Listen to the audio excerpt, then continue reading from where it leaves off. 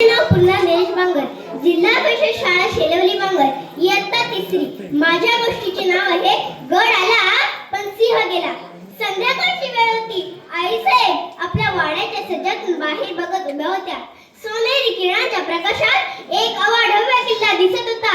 प्रचंड, अवघड आणि अभेद्य किल्ला. याच किल्ल्याचे नाव होते कोंढाणा. जिजाऊसाहेब आपल्याच विचारात दंग होत्या.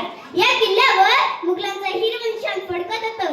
हा किल्ला आपल्या स्वराज्यात का नाही? एवढा शुभा तिथला त्यांनी पाहिलं की कोंढाण्याकडे पाहत आपली आई अगदी दंग झाली आहे. त्यांनी तिच्या मनातील विचार ओळखला आणि शुभा म्हणाला, आईसाहेब काय आहे आपल्या मनात? आईसाहेब म्हणाल्या, या किल्ल्यावरचं हिरवा निशाण आम्हाला बोचतं. शुभा म्हणाला, ते तर आम्हालाही खुपतंच. आईची इच्छा ती पूर्ण करायलाच हवी. शुभाने लगेच आपल्या मावळ्यांना बोलावले. सगळे जमा झाले. आता महाराज कोणती कामगिरी सांगतात हे ऐकायला सगळ्यांनी कान टवकारले. महाराजांनी कोंढाणा किल्ला घेण्याचा बेत सांगितला. सगळ्यांना विचारले, कोण जिंकेल हा गड? हा गड फारच अवघड होता.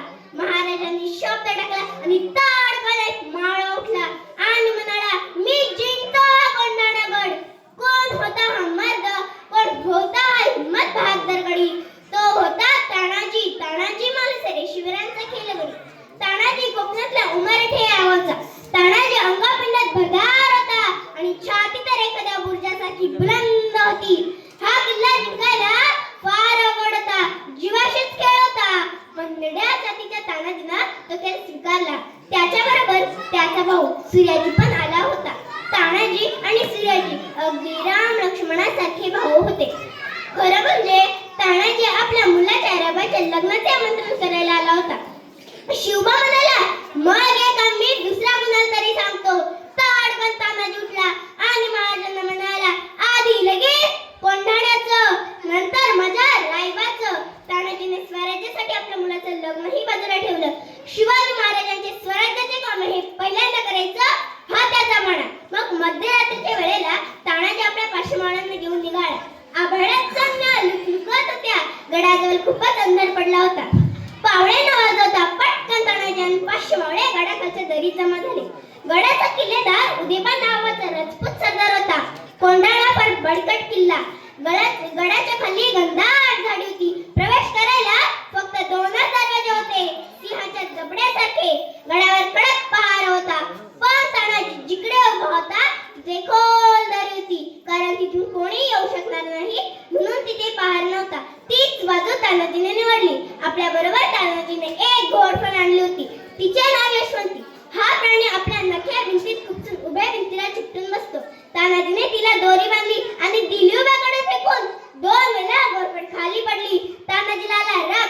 तो घोडफळीने म्हणाला, यशवंती, आता जर पुन्हा पडलीस तर तुझे तुकडे तुकडे करून भाकरी बरोबर कच्च खाईल.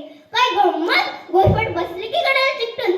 तानाजी आणि त्याचे मावळे भरभर चढून वर गेले. एवढ्या गडावरच्या पहारे करेला मावळ्यांची चाहू लागली. मुघल सैनिक आपापल्या तलवार घेऊन धावून आले. घनघोर लढाई सुरू झाली. उदयबा तलवार घेऊन मैदानात उतरला. उदयबा आणि तानाजी एकमेकांशी लढू लागले. ते इतक्या जोरजोरात लढत होते की 2 ढगात जाऊन एकमेकांना आपटत होते. इतक्यात एक घाव तानाजीच्या ढालीवर पडला. तो घाव इतका जबरदस्त होता की तानाजीची ढालच तुटली. आता काय? पण तानाजी डगमगला नाही. त्यांनी आपला फेटा हाताळा गुंडाळला आणि लागला की लढायला बहादर. एकमेकांचे घाव अंगावर पडून दोघेही खाली पडले. तानाजीला पडलेले पाहून मावळे घाबरून पळायला लागले. सूर्याजीने ते पाहिले. गेला धावत गडाजवळ. ज्या दोरावरून मावळे चढून आले होते तो दोरा त्याने कापून टाकला व मावळ्यांना म्हणाला, अरे असे भेड्यासारखे काय पळता? आता महाराजांना आपलं काय पराभूत काळे तोंड दाखवाल? गड जिंकून दाखवा. आपल्या आईचं दूध प्यायलासा तर फिरा माघारी. दुप्पट वेगाने मावळे परत फिरले. सूर्याजीच्या शब्दांनी त्यांच्यात वीरशी संचारला होता. ते अधिकाच जोराने लढायला लागले. मुघल घाबरून पळायला लागले आणि मावळे विजयी झाले. शिवाजी महाराज आपल्या महालातून कोंढाण्याकडे बघत उभे होते. एवढ्या गडावर महाराजांना आग पेटलेली दिसली. महाराजांना समजले की गड स्वराज्यात आला. मावळे जिंकले, कारण ते शिकूनच ठरली होती. गड जिंकला की तेथील गवताची गंजी पेटवायची.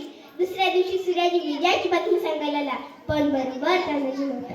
महाराजांनी तरी त्याने विचारले, कुठे आहे माझा तानाजी? सूर्याजीच्या डोळ्यातून पाणी आले व म्हणाला, महाराज, शत्रूशी लढता लढता आपला ताना स्वर्गात गेला.